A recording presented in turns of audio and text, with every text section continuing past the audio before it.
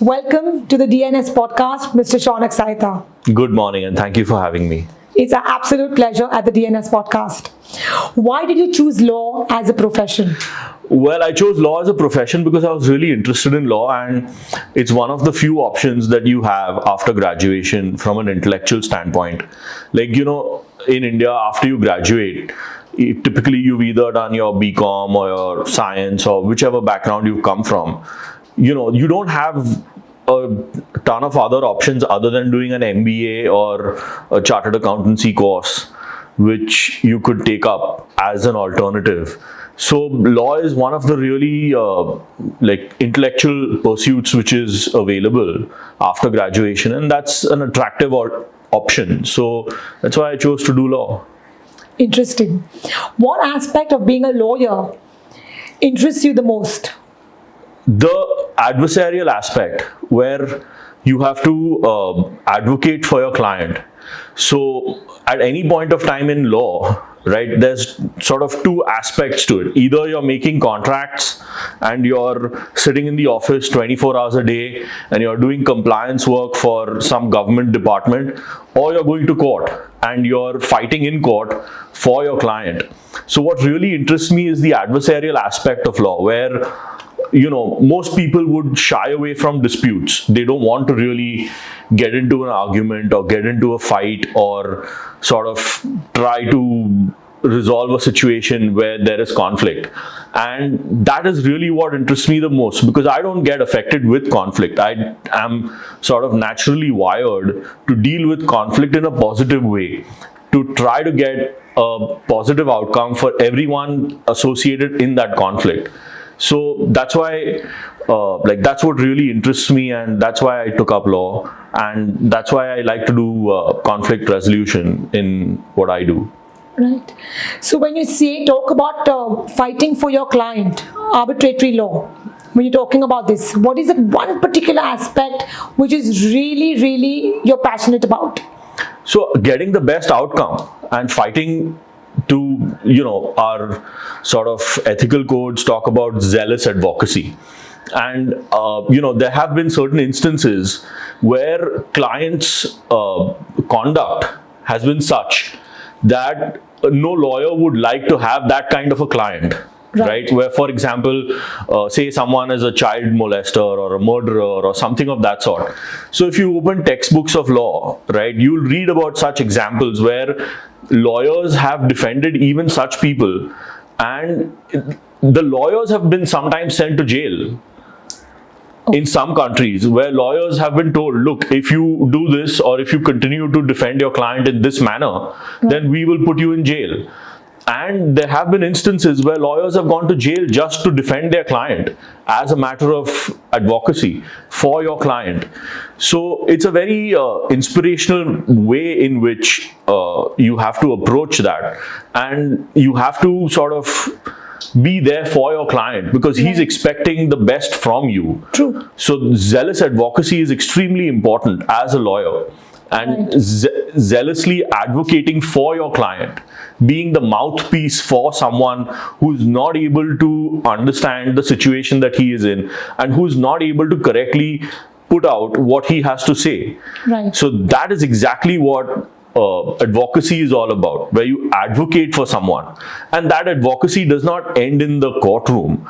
It continues even outside of the courtroom, right? And you have to continue to push and push and push for your client. That is what advocacy and dispute resolution is all about, because disputes arise all the time. True. And everywhere you look, you're going to find conflict and disputes. It may be a small thing. It may not result in a litigation, or it may not result in something that goes to court. But resolving disputes in a effective and cost-effective, I would say, in a cost-effective and very efficient manner without wasting resources is exactly what advocacy and arbitration is all about. Right. Interesting. I did not know about that fact, and thank you so much for sharing it with our audience. What are the challenges you face as a lawyer?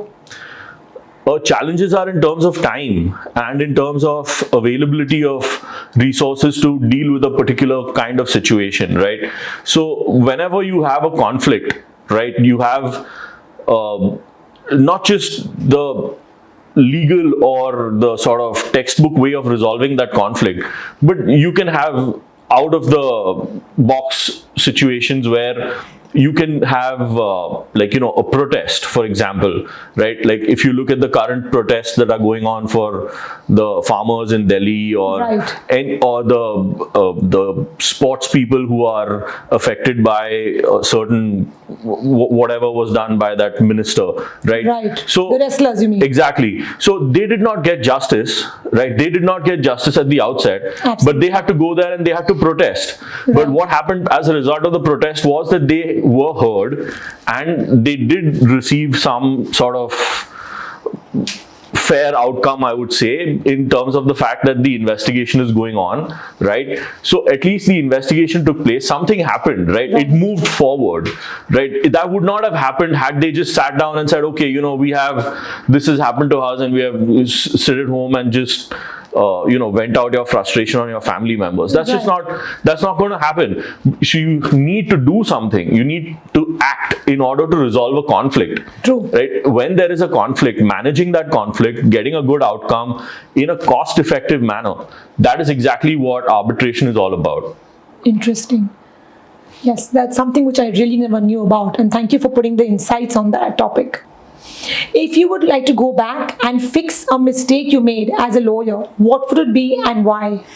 Niraalee, I think that fixing a mistake that has already been committed is sort of like an act which is really useless. Right. What is really important about mistakes is to learn from them. True. And to improve yourself so you don't make those mistakes again. Right. But obviously I've made many mistakes in my life and everyone makes mistakes. That's an essential quality of what makes us human. True. So definitely, as a lawyer, as you're sort of growing and you get experience, you would have definitely made many mistakes in many cases, and those small mistakes may or may not have led to any significant sort of changes in outcome in relation to the clients.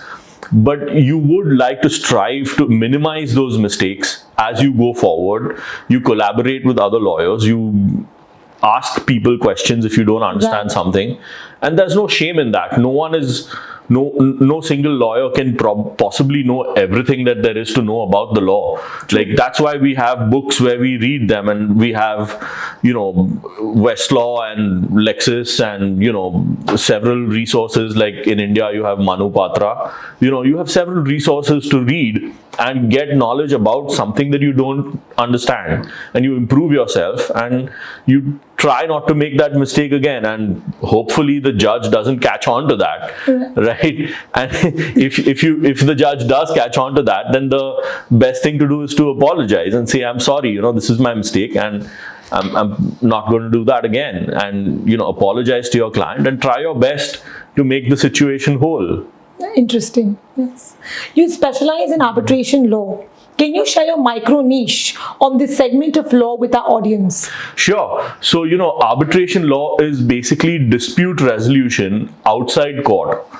Like, traditionally, so to speak, you have several types of disputes. You have criminal disputes, you have marriage, you have, income tax disputes, you have sales tax disputes, GST disputes. You have disputes in several different tribunals across the country. But the quickest and the fastest way to resolve a dispute is through arbitration. Right. And what arbitration means is basically having a court outside court. So you appoint someone called an arbitrator who acts as a judge, and he resolves your case as if you are in court. Right. And the resolution that the arbitrator provides would be binding, as if it is a judgment from a court. So then you can use the court system after you have engaged in arbitration to enforce the award of the arbitrator. Right. Like suppose, for example, if the arbitrator says that, someone has to pay you X amount of rupees, then you can go to court and attach that person's property to recover X amount of rupees. So you can use the infrastructure of the court to enforce arbitral awards. So the arbitrator gives you something which is called an award, and that is his decision. It's like a judgment from a court. Right. And that would be enforceable through the courts. So that's very efficient because, like, just to give you an example, in any day, in any court in India, you would have more than one case. Right? Like if you stand outside the court, you will see that there are probably 50 or 100 or 200 cases that are listed. And one case comes up, then the judge goes to the next one, the third one, the fourth one, so on. Right, the flow just continues. It just goes throughout the day. There would be like maybe 100, 200 cases that one judge has dealt with. But as far as arbitration is concerned, right, you're the only person that there is. Right. So the judge or the arbitrator, he gets your full attention, right? And you get his full attention. So it's a more consultative, detailed sort of approach where the technical rules of evidence and the rules of civil procedure don't apply. Right. So you have a very sort of informal way in which a particular dispute is heard by someone who you select as a judge. Right. So that's another feature of arbitration where, you know, when you go to court, you don't get to decide who the judge would be. But if you go for arbitration, you get to decide, right? Before you have a dispute, you get to decide that, look, if I have a dispute with you, this guy is going to be the judge and he's going to decide who's right. And then if he decides that someone is right, that would be enforced by the court. It would be recognized legally to be able to get your money back, right? So that's the biggest advantage. Right. Who appoints the arbitrators? So there's two options, right? Or three options actually. Either the parties appoint the arbitrator. Directly? Yes. So, you know, you would have a typical situation would be you'd have a contract before you do a particular business deal or an investment or whatever you are doing in business with that person. Right. And that contract will say that this contract is subject to arbitration. Okay. Right. You just need one simple line in there which says this contract is subject to arbitration. And after that, everything follows from there. So if you want to name the arbitrator in the contract itself, you can do that. So you can say this contract is subject to arbitration. All disputes shall be resolved by Mr. ABC or Mr. XYZ as the arbitrator. Right. Okay. So if that is the case, then you have to go to that person when there is a dispute. And you selected him before when you signed the contract. So he will decide the dispute. And then if the other party refuses to comply with that, then you can go for enforcement proceedings or attachment and so on. Right. How does arbitration happen in India? So in India, there's like many different types of arbitration. The first type I would say would be arbitration which happens between two Indians. Right. Right, where you have one Indian who's a plaintiff and one Indian who's a defendant. Okay. That is typically called domestic arbitration. Right. But if you have one party who's a foreigner and one party who's an Indian, then that would be called international arbitration. Okay. So either you have domestic arbitration or you have international arbitration. The rules for domestic arbitration and international arbitration are very different. Right. Right. So as far as domestic arbitration is concerned, it happens pretty much all the time in India. Right. Like you have typical scenarios where you have domestic arbitration would be in government contracts, right, where you have these infrastructure contracts. Like, for example, there was a major arbitration award that recently one of Anil Ambani's companies won against a roadway project. So, you know, you have several sort of domestic contracts, right? For example, pretty much any contract that relates to purchase and sale of securities on a stock exchange is subjected to arbitration, right? So if you're dealing with a stockbroker, then you can't really go to court for that. You have to go for arbitration. And like, you know, many other contracts which are sort of standard form contracts, like for example, when you purchase a domain name, right? If someone says that I have an intellectual property in that domain name, that dispute would be subjected to arbitration.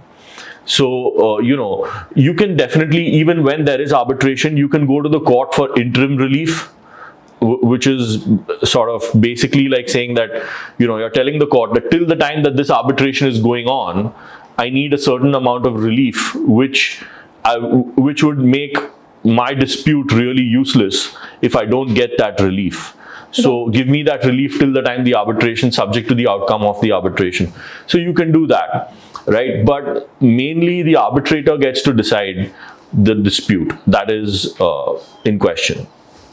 Interesting. Even this is very, very interesting for the audience because there's so much happening in Bombay, so many disputes happening in Bombay, and I'm sure that this knowledge is going to be helpful for every Indian. There has been a lot of freedom-related issues and queries on the same-sex marriage in India post the pandemic. What is the current situation of the same-sex marriage in India? So currently the issue is pending before the Supreme Court, and the whole country is really watching with bated breath what the Supreme Court is going to decide. Right. Several arguments have been put forth before the Supreme Court, and the question really that arises in the case of same-sex marriage is who decides? Who decides whether same-sex marriage should be legal or it should not be legal, right? The government of India has argued before the Supreme Court that it should not be the Supreme Court who decides whether same-sex marriage would be legal or not. It should be the people of India who should decide, right, and express their opinion through their ballot papers, and consequently elect members of parliament who would have that view, and then the members of parliament would introduce a bill in parliament to legalize same-sex marriage. That should be the route that should be followed in order to legalize same-sex marriage. Right. That is what the government is contending in the Supreme Court right now. But what the other side is contending, the people who want legalization of same-sex marriage, basically they're of the view that, you know, the government is never going to follow through and legalize same-sex marriage even if the people vote for it, or they have a view that the rights of people are superior to what other people would say. Well, that's a sort of controversial view. Right. It kind of assumes that people don't know what they want, or people would not be able to articulate what they want. Right. So this is it's a global sort of issue where many other countries have taken different routes to legalize same-sex marriage. Right. But what really works for India is the question. So as far as India is concerned, I feel that the route that should be followed should be one of asking the people what they want and putting the question to the people on the ballot box. Right. And let the people decide whether same-sex marriage should be legal, right, or whether same-sex marriage should not be legal.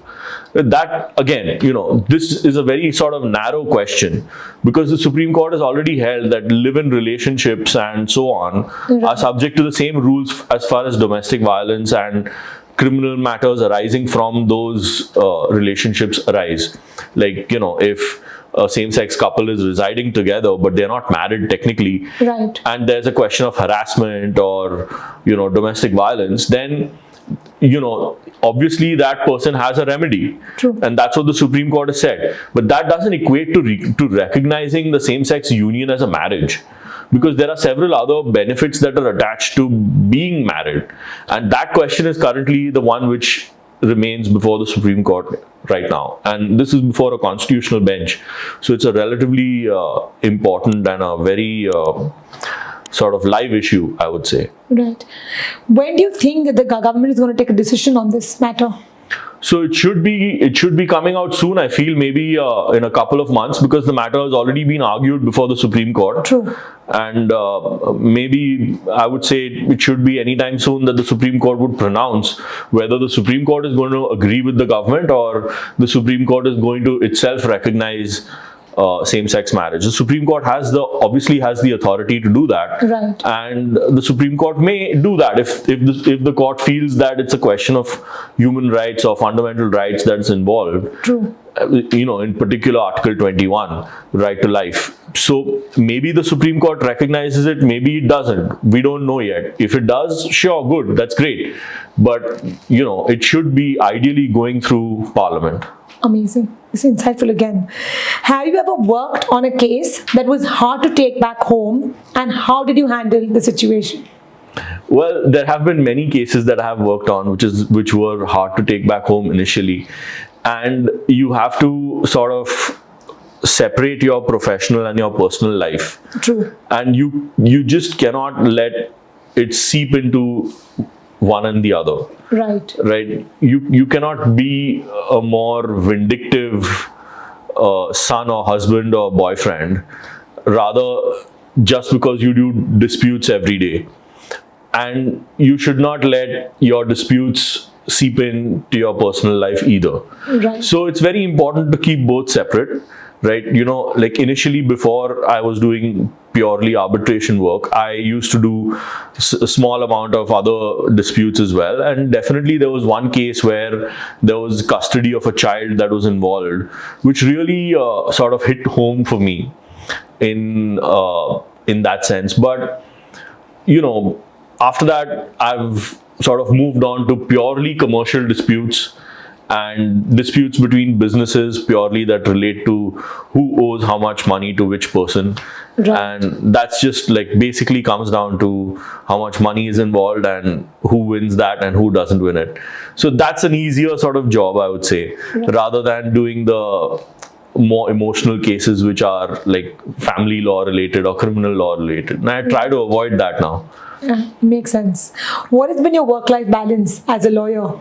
Well, as a lawyer, I don't know if it would be very good for me to say that, but I work pretty much 24/7, right? Because all my clients require immediate attention, right? Whenever there's a dispute, your thinking is such that you want someone to help you right now, right? You need someone to be there for you at that moment, right? And you need immediate attention, right? So keeping the client happy and getting the best outcome for my client is always what I want. So I try to be there for my client as and when I can, and which really pretty much means that you have to be available 24/7. That's the one reason I call you very highly skilled and outstanding lawyer. Thank you. Tell me about the greatest triumph of your career so far and how you made it happen. So I have had several cases where money was owed outside of India, and there are some countries where it's very difficult to recover money. Like, for example, African countries or Eastern countries like, for example, Thailand and, to name South Africa and, some countries like Vietnam. So those countries are very difficult to do business with. Right, like just put yourself in the shoes of an exporter or an importer dealing with those countries, right? Like if you have supplied goods to them and they don't pay you, what are you going to do? How are you going to get your money out? So those sorts of cases where I have done arbitration and I have delivered positive results for my client, those are the types of cases which were really, really difficult to get outcomes in. And that's where I would say that I have excelled in getting, and my record speaks for itself. True. So, like, people call me up and they say, okay, so-and-so told me that you've done a great job in this case. So would you do this for me as well and all. So that's your validation of the work that you do. And that proves that what you're doing is good. Right. So word of mouth has really worked for you. Absolutely. Amazing. What are your thoughts on how AI will change law in general? That's a great question. And recently in the US, there was one lawyer who used AI to draft his entire submissions in court. ChatGPT. Yes. Fascinating. So he just put into ChatGPT, give me an entire brief for this particular subject, and he submitted that brief in court without making any changes. And he got caught. He was caught because everything that was in that brief, it was not cited. So he was citing, so like when you write a brief, you have to say, in this case, this happened, accordingly. The details follow. Exactly. Right. So in this case, this happened, and accordingly, this should happen in my case. Right. So the cases that he had cited were all non-existent. They were all like non-existent cases which didn't really exist. So he got pulled up as a lawyer. The judge said, what is this? You can't do this. You can't file a submission with non-existent cases. And he's actually now facing ethical charges. He might lose his license for using ChatGPT to make submissions in court. But that just shows us, that just shows that ChatGPT is a tool which lawyers are already using True. to make their submissions. But editing is required somewhere. Some lawyers go overboard in trying to use ChatGPT, missing the point that it's just a tool which has to be used rather than just offer the finished product. True. But surely you can use ChatGPT to definitely simplify tasks. And I know several lawyers who use the premium version to get the fastest sort of output when they're sitting in court to be able to give on the spot responses.